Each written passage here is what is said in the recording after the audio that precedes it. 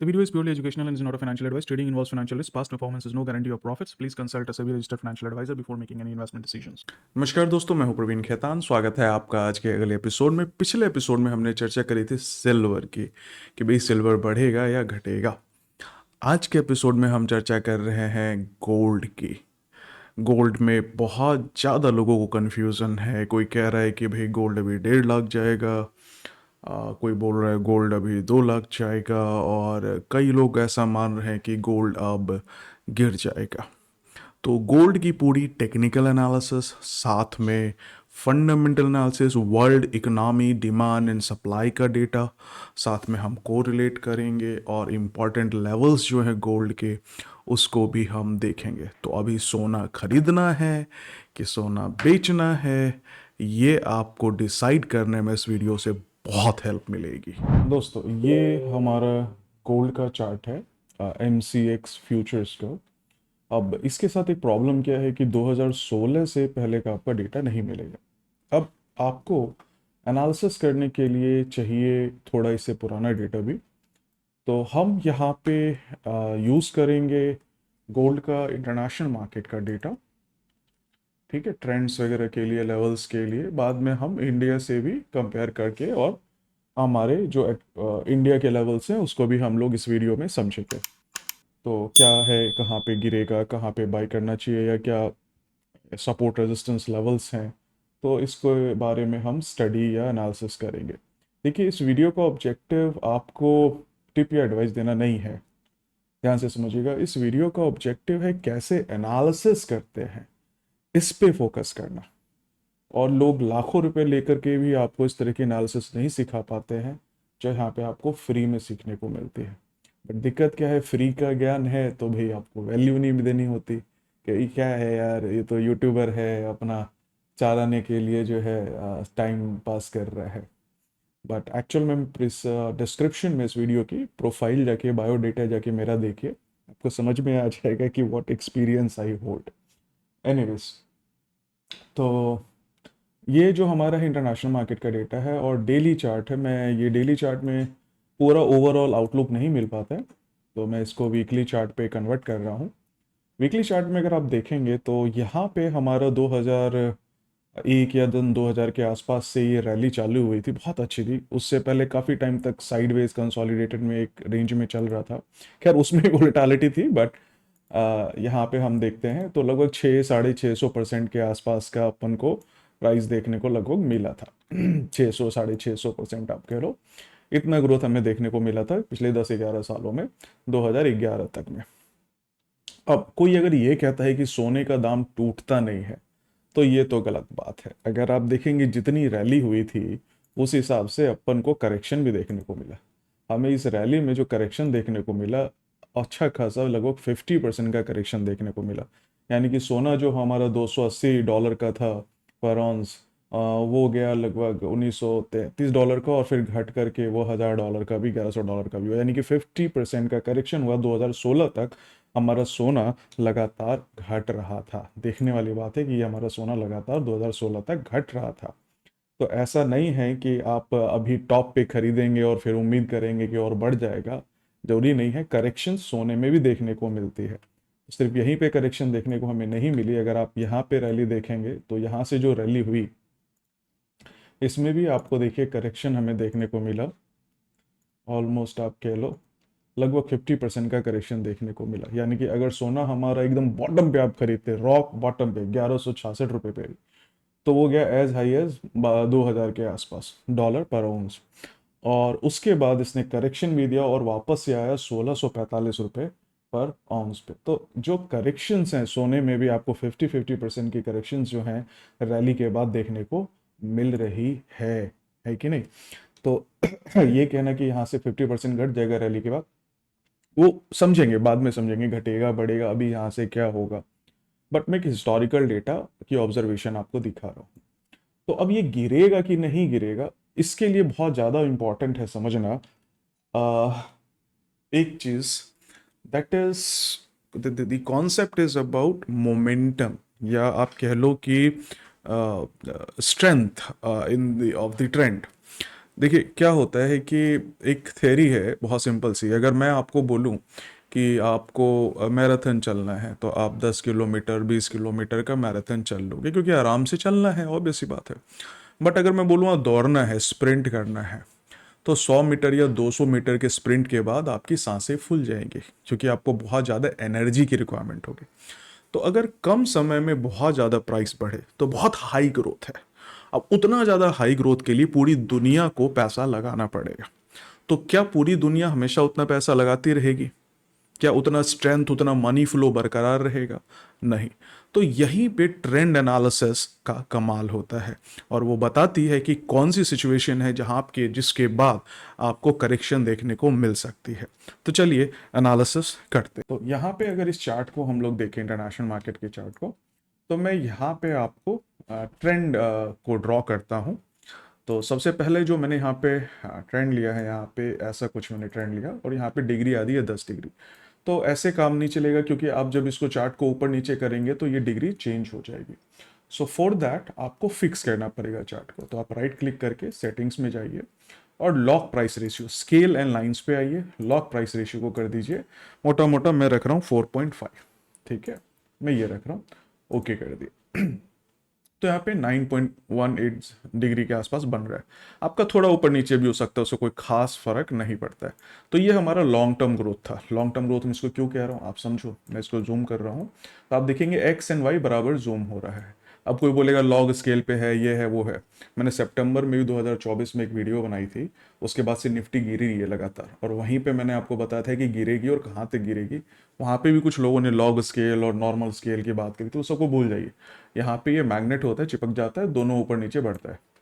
तो ये आप देखिए, ये जो हमारा ट्रेंड था 2001 से लेकर के, सेम ट्रेंड को 2005 तक इसने फॉलो किया। उसके बाद क्या हुआ, हमारा प्राइस और शार्पर रेंज में चला गया। ठीक है, रेंज जो है हमारी शार्पर हो गई, यानी कि प्राइस तेजी से बढ़ने लग गया। तो किस डिग्री पे बढ़ रहा था?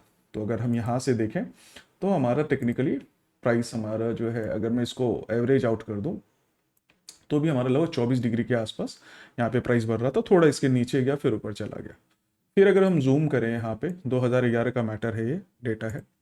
तो अगर हम यहाँ पे जूम करें तो ये हमारा जो आप स्केल देख रहे हैं, ये देखिए, ये सारे प्राइस इस ट्रेंड के ऊपर हिट कर कर करके ऊपर जा रहे हैं। तो ये जो हमारी डिग्री थी, लगभग 49 डिग्री या 50 डिग्री के ऊपर प्राइस हमारा गया था। और उसके बाद हमारा 59 डिग्री के आसपास प्राइस गया। एंड अगर और जूम करके देखें तो हमारा प्राइस एकदम बहुत तेजी से बढ़ा, बहुत तेजी से, एकदम सीधा शार्प प्राइस हमें देखने को यहाँ मिला। तो दिस वाज अराउंड 85%, 82 डिग्रीज के आसपास हमारा जो है प्राइस देखने को मिला। इसके बाद जो फिर करेक्शन चालू हुई, यहाँ पे तो और भी ज़्यादा शार्प हमारा प्राइस हो गया, यानी कि this was the last leg of the rise. Almost 87 85 degree के आसपास जो है अपन को यहाँ पे राइज देखने को मिला। मोटा मोटा आप कह लो 85 86 डिग्री के आसपास को राइज देखने को मिला।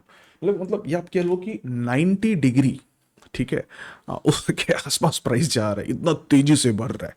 ठीक है, तो इतना ज़्यादा पैसा कहाँ से आएगा? तो हम फंडामेंटल भी देखेंगे। वर्ल्ड डिमांड एंड सप्लाई का डेटा बहुत ही शानदार डेटा है जो मैंने आपको निकाला है, और आपको मज़ा आ जाएगा देख करके। आप उसको ध्यान से समझना, वो भी देखना है। तो अब हम लोग आते हैं वापस। तो ये हमारा था 2011 का सिचुएशन। तो आज का सिचुएशन क्या है अगर हम देखें तो अगर हम लॉन्ग टर्म ट्रेंड को स्टैब्लिश करें, अगर मैं इन ट्रेंड्स को लेते हुए स्टैब्लिश करूं, ठीक है, ऐसा कुछ, ठीक है, लॉन्ग टर्म में, तो ये हमारे पास 13 डिग्री है इस दोनों के बीच का कुछ। और उसके बाद हमारा प्राइस यहाँ से और तेज़ी से बढ़ा। उसके बाद क्या हुआ, हमारा प्राइस और तेज़ी से बढ़ा यहाँ पे, ये देखिए। ठीक है, तो अगर आप बोलोगे मैं ऐसा कुछ ले लूँ तो ले लेते हैं, कोई खास फर्क नहीं पड़ता, 49 डिग्री के आसपास है। आप देखो इधर भी हमारा 49 डिग्री के आसपास प्राइस आया था, 24 डिग्री है, और फिर लगभग हमारा यहाँ पे 58 डिग्री 49 डिग्री के आसपास ये वाला ट्रेंड था। तो यहाँ पे भी हमारा 49 डिग्री पे बढ़ा। उसके बाद काफ़ी अच्छा राइज मिला अपन को, बहुत शार्प शार्प ट्रेंड पे, यानी कि 70 डिग्री पे आपको प्राइस काफ़ी बढ़ा। और उसके बाद और ज़्यादा, मतलब आप कह लो कि इतना ज़्यादा शार्प प्राइस मैंने लाइफ में नहीं देखा, क्योंकि अभी तक हुआ ही नहीं। 78 डिग्री पे ये था हमारा राइज। उसके बाद अब जो रिसेंट डेटा है हमारा, मैं वीकली चार्ट मैंने लगा रखा है, ध्यान रखिएगा वीकली चार्ट है। ट्रेंड की को ड्रॉ करने के लिए मैंने लिया है ताकि आइडिया लगे। बाद में आप चाहो तो इसको डेली पे भी चेंज कर दो, कोई फर्क नहीं पड़ता। Now this is almost 86 degrees. ये वही डिग्री है जिस रेट पे प्राइस फॉल कर गया था। अब अगर आप ये मानते हैं कि यहाँ से प्राइस घटता है, तो पहला सपोर्ट अपन को देखने को मिलेगा 78 डिग्री के आसपास, दूसरा मिलेगा 71 डिग्री के आसपास, और फिर मिलेगा 49 डिग्री के आसपास, जो कि हमारा थोड़ा सा long term growth rate maintain कर रहा है। और फाइनली मेरे को ऐसा उम्मीद है कि जो गोल्ड है इस ट्रेजेक्टरी पे आकर के गिरेगा। तो करेक्शन अगर देखने को मिलेगी तो बहुत तगड़ी करेक्शन होगी। हमने हिस्टोरिकली भी देखा है कि हमें 50% तक की करेक्शन देखने को मिल जाती है। तो अगर हम बात करते हैं कि ये हमारा कंसोलिडेशन फेज था, ऑब्वियसली गोल्ड में हमारा ये कंसोलिडेशन फेज है, ठीक है। यहाँ पे 2020 से लेकर के 2023 तक में, ठीक है, इसी लेवल पे प्राइस चल रहा था। तो जो हमारा प्राइस बढ़ना चालू हुआ यहाँ से चालू हुआ, क्योंकि ये ब्रेकआउट हुआ स्ट्रक्चर और यहाँ से हमारा चालू हुआ। तो अगर आप फिबोनाची रिट्रेसमेंट देखें तो टेक्निकली हमारा जो करेक्शन होना चाहिए, अगर हम 50% तक का करेक्शन मान रहे हैं, तो हमारा, और यहीं से प्राइस गिर जाता है लेट्स सपोज, तो हमारा जो करेक्शन है 50% का वो लगभग 2945 डॉलर्स के आसपास आ रहा है। तो अगर आप इंडिया में जाएं, इंडियन MCX पे, तो MCX पे भी आपको सिमिलर चीज़ देखने को मिलेगी।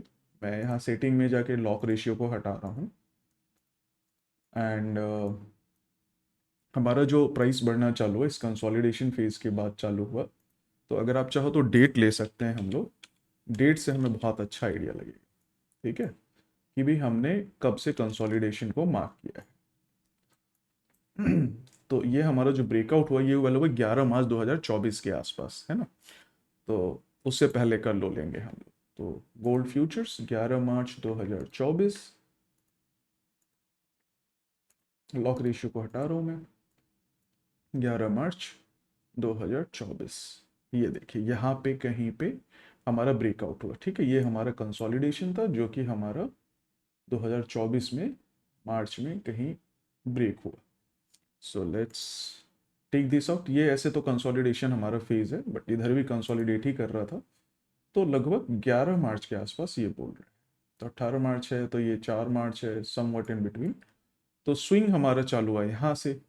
तो अगर हमारा स्विंग यहाँ से चालू हुआ है, so we will take a correction. अगर मानते हैं यहीं से प्राइस घट गया, तो हमारा 50% का करेक्शन है, यानी कि ये जो 1,24,000 का रेट चल रहा है, द प्राइस में, आई एम रिपीटिंग में, ठीक है, प्राइस में correct to 50% Fibonacci level, that is 92,000 के आसपास का लेवल जो है देखने को मिल सकता है, ठीक है। और इसके बाद क्या फर्दर गिर सकता है ये, दैट डिपेंड्स, क्योंकि करेक्शन गोल्ड की 78.6% तक की भी देखने को मिली है, ठीक है। तो ये चीज़ कहना मुश्किल है, बट फिलहाल 50% तक की अगर करेक्शन हम देखें ट्रेंड की, तो ये हमारा 90,000 तक का करेक्शन गोल्ड में देखने को मिल सकता है। अब रही बात कि देखो हमारा सोना काफ़ी टाइम तक जो है ना कंसोलिडेशन में चला, ठीक है। बट अब अगर हम ट्रेंड की बात करें इससे पहले वाले कंसोलिडेशन का, तो ये हमारा इससे पहले वाला कंसोलिडेशन था 2016 से लेके आप देखिए 2018-20 तक सेम रेंज में चला, विच इज गोल्ड का रेट अराउंड 30-32 हज़ार रुपये तोला बड़ी का रेट हमारा इंडिया में चल रहा था ना। अगर हम 32,000 से देखें तो दिस इज ऑलमोस्ट लगभग हमारा हो गया 4 गुना, हमारा लगभग हो गया 4 टाइम्स।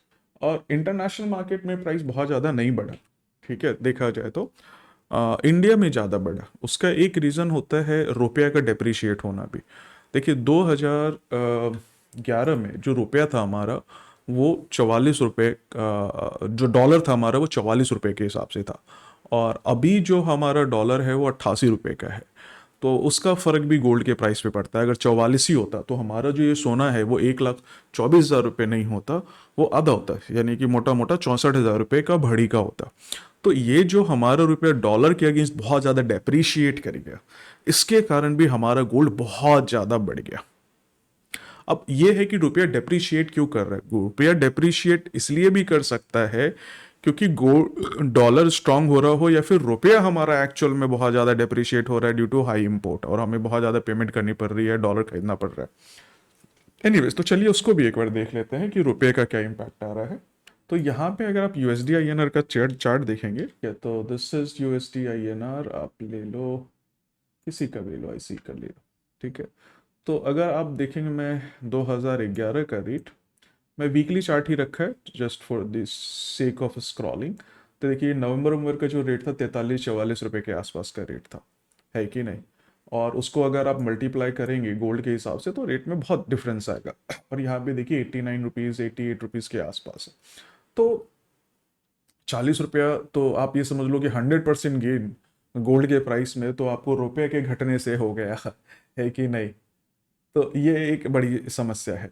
अब दूसरा हमें ये भी देखना है कि एक्चुअल में रुपया कमजोर हो रहा है और डॉलर महंगा हो रहा है, या फिर डॉलर मजबूत हो रहा है। तो उसके लिए आपको डिक्सी इंडेक्स देखना चाहिए। तो डिक्सी इंडेक्स क्या करता है, वो और सब करेंसी के साथ बताता है।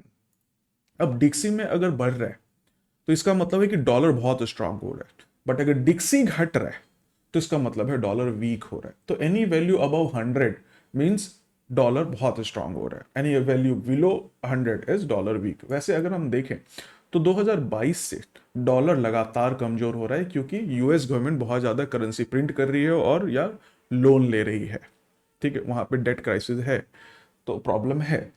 तो अब ये देखने वाली बात है कि यूएस गवर्नमेंट का जो डॉलर करेंसी है वो लगातार कमजोर हो रहा है पिछले 3 सालों से, है कि नहीं। और उसके बाद भी जो हमारा रुपया है वो और ज्यादा कमजोर हो रहा है, यानी कि डॉलर महंगा हो रहा है रुपये के अगेंस्ट। तो अगर ये सोचो कि डॉलर भी मजबूत हो रहा होता तो हमारे ये 88 रुपए की बजाय शायद 110-120 रुपए पे हिट कर रहा होता रुपया।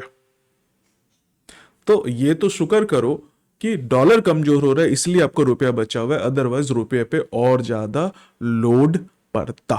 तो हम आज के टाइम में गोल्ड खरीदे या नहीं खरीदे, क्या ट्रेडिंग स्ट्रैटेजी अप्लाई करें, ये भी मैं बताऊंगा। बट थोड़ा सा इंटरेस्टिंग डेटा हमें इंटरनेशनल डिमांड एंड सप्लाई का गोल्ड का मिलता है, उसको हम डिस्कस करते हैं। तो ये हमारा गोल्ड का डेटा है, काफ़ी इंपॉर्टेंट है। मैं बहुत सारा कुछ दिखाऊंगा, इंटरेस्टिंग नंबर्स हैं, ध्यान से देखिए, मज़ा आएगा आपको।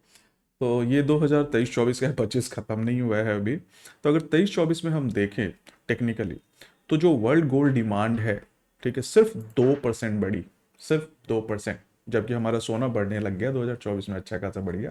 आप चार्ट देखो आपकी मेमोरी रिफ्रेश हो जाएगी। फिर से चलिए चार्ट दिखा देता हूँ। तो गोल्ड फ्यूचर्स, तो 2024 में हमारा कितना बढ़ गया, 2024 में 23-24 में कितना बढ़ गया सोना, ये देखिए आप। 2023 में ये हमारा प्राइस लेवल था लगभग सितंबर के आसपास में, और पीछे आ जाते हैं जनवरी, फरवरी या जून, अक्टूबर 2022, दिसंबर, जनवरी, ये रहा जनवरी, ठीक है। जनवरी 2023 से लेके 2024 में ये देखिए अप्रैल, अगस्त, अक्टूबर, नवंबर, ये देखिए 50% हमारा सोना बढ़ गया, ठीक है।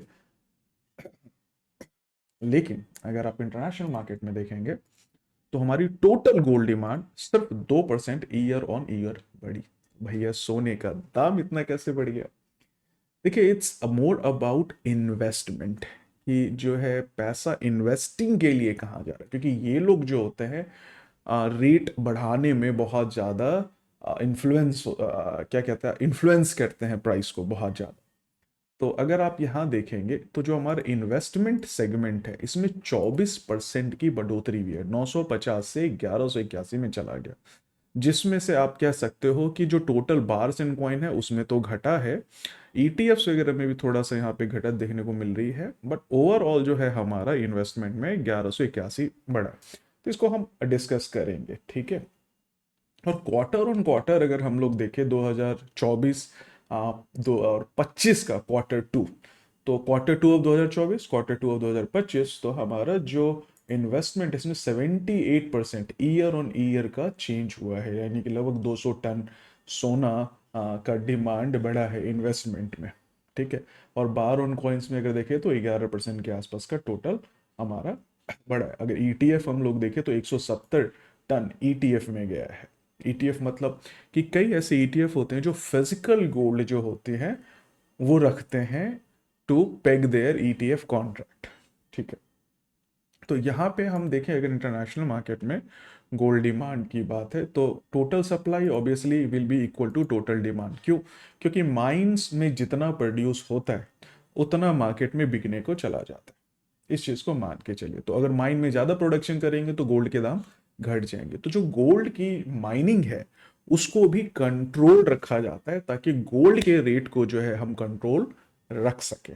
ठीक है, तो अगर ईयर ऑन ईयर चेंज देखिए 2023-24 में तो हमारा सिर्फ 0.29% का माइनिंग बढ़ा, एक तरह से माइनिंग बढ़ा। ठीक है, क्योंकि हम माइनिंग ज़्यादा करेंगे तो गोल्ड ज़्यादा प्रोड्यूस होगा और ज़्यादा उतना गोल्ड कंज्यूम हो जाएगा, लोग खरीद लेंगे, बट दाम में जो है फर्क पड़ेगा। तो सप्लाई जो है वो ज़्यादा अफेक्ट करती है गोल्ड के प्राइस को रादर देन डिमांड। इस चीज़ को ध्यान रखिएगा। एनीवेज, तो अब हम अगर यहाँ देखें 2023-24 में तो ज्वेलरी में हमारा ठीक है 40% के आसपास का यहाँ पे ज्वेलरी इन्वेंट्री में, ठीक है, कंजम्पशन में नहीं बढ़ा था, कंजम्पशन हमारा घटा था। खैर, ये डेटा उतना इम्पोर्टेंट नहीं है। आगे हम लोग और चलते हैं। ओवरऑल अगर हम ज्वेलरी की डिमांड देखें 2024 में क्वार्टर ऑन क्वार्टर हम लोग देखें तो 2024 क्वार्टर टू से 2025 क्वार्टर टू में 17% ईयर ऑन ईयर हमारी ज्वेलरी की जो डिमांड है वो घटी है इंडिया में। यानी कि इंडिया सबसे ज़्यादा करता है। तो ये हमारा अगर आप देखें तो सारी कंट्री का मैं दिखा देता हूँ आपको। तो मोटा मोटा 17% नेगेटिव है और दूसरा सबसे बड़ा है हमारा चाइना, यहाँ पे भी 20% नेगेटिव है। यानी कि ज्वेलरी डिमांड जो है वो बिल्कुल नहीं है मार्केट में, यानी कि जो एंड कंज्यूमर है वो नहीं खरीद पा। ऑलरेडी जब हमारा सोना 74-75 हज़ार रुपये हुआ तभी भाग गए लोग, यानी कि तभी हमारा जो गोल्ड का डिमांड है वो घट गया। अगर आप चार्ट देखेंगे तो 2024 में हमारा कितना था, 70-80 हज़ार के आसपास आ गया सोना, तभी से हमारा डिमांड घट रहा है। यानी कि ज्वेलरी में लोग ने लेना बंद कर दिया, ऑलमोस्ट नोबडी। तो ओवरऑल देखे तो 14% श्रिंक हुई डिमांड हमारी। ठीक है, तो यहाँ लिखा हुआ है jewellery demand in selected countries. अब अगर हम बार्स एंड कॉइन्स में हम लोग अगर देखेंगे तो क्वार्टर ऑन क्वार्टर का लेटेस्ट डेटा यही है क्वार्टर का हमारा। तो यहाँ सबसे ज़्यादा हमारा बार्स वगैरह में 44% का इधर आया है। तो मैं आपको थोड़ा सा दिखाता हूँ। पहले ईयर ऑन ईयर 2010-11 का देख लीजिए बार्स एंड कॉइन्स का। तो 2011 में जब हमारी कीमतें बढ़ी थी सोने की तो यहाँ देखने वाले कि 83 tons of gold was bought by China 2011 में भी। ठीक है, और 42 टन थाईलैंड ने लिया था, 22 टन वियतनाम ने लिया था, 31 टन टर्की ने लिया था, 45 टन यूरोप में गया था।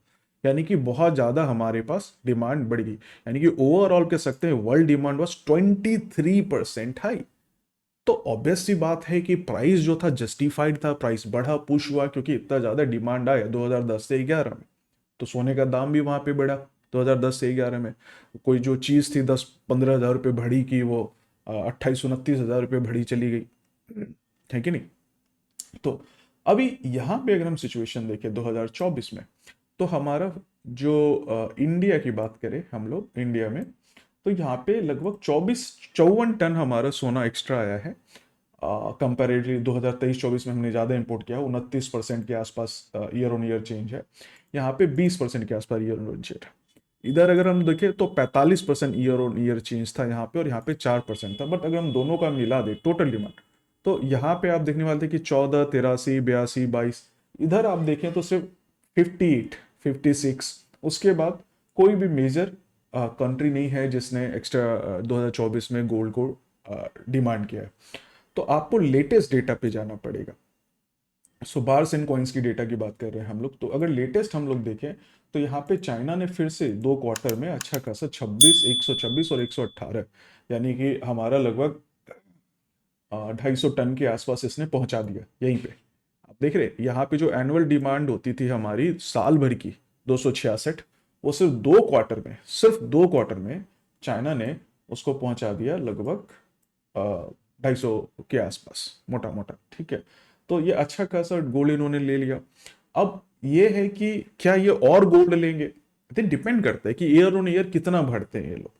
तो अगर हम ईयर ऑन ईयर बात करें तो इन्होंने बढ़ा पीछे लगभग 45% के आसपास पिछले साल से इस साल। ठीक है, तो क्या हमें अभी और देखने को मिलेगा? देखो ऑलरेडी अगर हम लोग देखिए year on year change Q2 to 2025 to Q2 2024, तो हम लोग ऑलरेडी जो है 44% ज़्यादा हम लोगों ने ले लिया सोना। तो अगर हम बात करें पिछले साल से कंपैरेटिवली, तो पिछले साल अगर हम बात करें तो 2024 में, तो 2024 में हमारा ऑलरेडी चाइना का 345 टन था, और हम लोग अभी जो है ले चुके हैं लगभग 250 टन के आसपास। तो 100 टन और बचा हमारा, 6 महीने और बाकी है। बट अदर कंट्रीज में कहीं भी हमें बहुत ज़्यादा डिमांड देखने को नहीं मिल रही है, अगर टनेज की बात करें हम लोग तो। ठीक है, तो बहुत ज़्यादा डिमांड देखने को नहीं मिल रही है। दूसरा लेटेस्ट डेटा अगर हम लोग देखें तो Q2 में हमारा, यानी कि ये quarter on quarter, Q2 to Q2 2025 साल भर में ईयर ऑन ईयर चेंज होता है हमारा, ये हमारा 44% का। बट अगर पिछले क्वार्टर से इस क्वार्टर में देखें तो हमारे डिमांड घट है, यानी कि जितनी भी कंट्रीज है सब ने जो है सोना लेना कम कर दिया, यानी कि सोने के दाम बढ़ गए, इसलिए उन्होंने सोना जो खरीदना है वो कम कर दिया। यहाँ 8 टन कम डिमांड है, यहाँ पे 9 टन कम डिमांड है, यानी कि जो डिमांड है हमारी, अब जाकर के क्वार्टर डेटा देखने के बाद हमें पता चल रहा है कि सोने की कम होने लग गई है बार्स एंड कॉइन्स में। ठीक। ऑन द अदर साइड अगर आप ईटीएफ्स की बात करें, ठीक है, कंजम्पशन तो हमारा ऐसा कोई खास है नहीं। ठीक है, अभी गोल्ड प्राइस छोड़ देते हैं, इंडिया ईटीएफ्स की बात करें अगर, तो ईटीएफ हमारा ईयर ऑन ईयर चेंज यानी कि 16% रहा। ठीक है, तो ये जबरदस्त था। ईयर ऑन ईयर अगर टनेज की बात करें तो नॉर्थ अमेरिका में 292 था। तो इस तरह से अगर हम बात करें ग्लोबल का, तो हमारा लगभग ग्लोबली ले लेते हैं तो लगभग 16 टन, सॉरी 16% का हमारा ईयर ऑन ईयर चेंज आया ईटीएफ्स में। तो these are top 10 physically backed gold ETF by AUM in tons. तो इंडिया का एक भी आप ऐसा ईटीएफ नहीं देखोगे यहाँ पे जो टॉप हैं, जो कि गोल्ड उठा करके रख रहे हैं अपने पास, physical gold to back their ETFs. तो इसके कारण ये पंगा भी आ रहा अपने यहाँ ईटीएफ का प्राइसिंग में, और जो गोल्ड स्पॉट का प्राइसिंग है उसमें प्रीमियम आ रहा है, काफ़ी ज़्यादा डिफरेंस आ रहा है, ये मेंटेन नहीं कर पा रहे। एनीवेज, तो क्यों नहीं मेंटेन कर पा रही? क्योंकि एक्चुअली फिजिकल गोल्ड ये रख ही नहीं रहे जितना होना चाहिए। तो हमने जो डेटा देखा उसका हम कंक्लूजन ये कह सकते हैं कि रिसेंट में हमारा गोल्ड का डिमांड थोड़ा सा कम हुआ है Q1 और Q2 2025 में। हमारा ज्वेलरी का डिमांड एकदम खत्म हो रहा है क्योंकि रेट बहुत ज़्यादा बढ़ गया है। जहाँ तक सोना भरने की बात है, 2 क्वार्टर में चाइना ने 250 टन के आसपास भर लिया है और 350-400 टन से ऊपर नहीं जाएगा। तो हो सकता है अगले क्वार्टर में नॉर्मल बाइंग ही करेगा 2 क्वार्टर में, यानी कि बहुत ज़्यादा एग्जॉजरेटेड बाइंग नहीं करेगा जिससे रेट पुश हो, नॉर्मल बाइंग करेगा जिससे ज़्यादा रेट पे अफेक्ट नहीं आता है। तो जो यहाँ पे रश था मेरे को लग रहा है वो थोड़ा स्लो डाउन हो रहा है, और अदर कंट्रीज जो हैं वो पीछे हट रही हैं। इंडिया में भी डाउन हो गया, अदर कंट्रीज ले नहीं रही है, अकेला चाइना कितना उठाएगा, है ना? तो यहां पे आप समझ सकते हैं कि कुछ न कुछ हमें करेक्शन देखने को मिल सकती है। चलिए वापस से आ जाते हैं हम चार्ट पे। देखिए इसके लिए मैंने पिछली वीडियो में, सिल्वर वाली वीडियो में, एक डाउस थ्योरी का कॉन्सेप्ट बताया था, तो उतना फिर से रिपीट नहीं करूंगा। आप जस्ट पिछली वीडियो आप उसको देखिए, लिंक में डिस्क्रिप्शन में भी दे रहा हूं। तो आपको क्या करना है, दरअसल यहाँ पे टेस्ट करता है प्राइस अपने लेवल को। तो आप क्या करेंगे कि जैसे ये हमारा प्राइस यहाँ ऊपर गया, फिर नीचे आया, फिर ऊपर गया, फिर नीचे आया, है ना? तो प्राइस क्या होता है, ऊपर जाकर के अपने लेवल को टेस्ट करता है। तो अगर टेस्ट करने के बाद अब पता चलता है कि इस लेवल को क्रॉस करके ऊपर नहीं जा पाए, तो जो भी पिछला स्विंग लो होता है आपको वेट करना है कि उस स्विंग लो को तोड़ दे। तो जब इस स्विंग लो को प्राइस तोड़ देगा तो जिस दिन भी तोड़ेगा उस दिन ट्रेड नहीं करेंगे, नेक्स्ट डे से हम शॉर्ट में चालू हो जाएंगे, और ये जो आपका होगा that will be the end of gold rush. जो भी गोल्ड अभी भाग रहा है, फोमो बना हुआ है, that will be end. So have to wait for the swing low to break. Once the swing low is broken down then you can see the next downward का लेवल। ठीक है, तो ये चीज जो स्ट्रेटजी होती है ये बढ़िया काम करती है। और क्यों है, क्या थ्योरी है, क्या मैकेनिज्म है, प्रीवियस वीडियो देखिए, आपको बहुत अच्छा आइडिया लगेगा। तो दोस्तों होपफुली ये वीडियो आपको पसंद आई, और अगर आप इसी तरह से प्रोफेशनल ट्रेडिंग करना सीखना चाहते हैं तो आप praveenkhetan.com पे विज़िट करिए। बहुत अफोर्डेबल रेट में विथ मेंटरशिप आपको कोर्सेज मिल रहे हैं। और दोस्तों को भी इस वीडियो को शेयर करिए, क्योंकि वीडियो को शेयर करने से, ज्ञान बांटने से ज्ञान बढ़ता है। और अगर बिल्कुल टाइम नहीं मिल पा रहा आपको ट्रेडिंग का खुद से एनालिसिस करके करने का, तो आप एक सेबी रजिस्टर्ड रिसर्च एनालिस्ट से एडवाइस ले सकते हैं। Visit malamalindia.com for that. मिलते हैं अगले वीडियो में, तब तक के लिए बाय बाय, टेक केयर।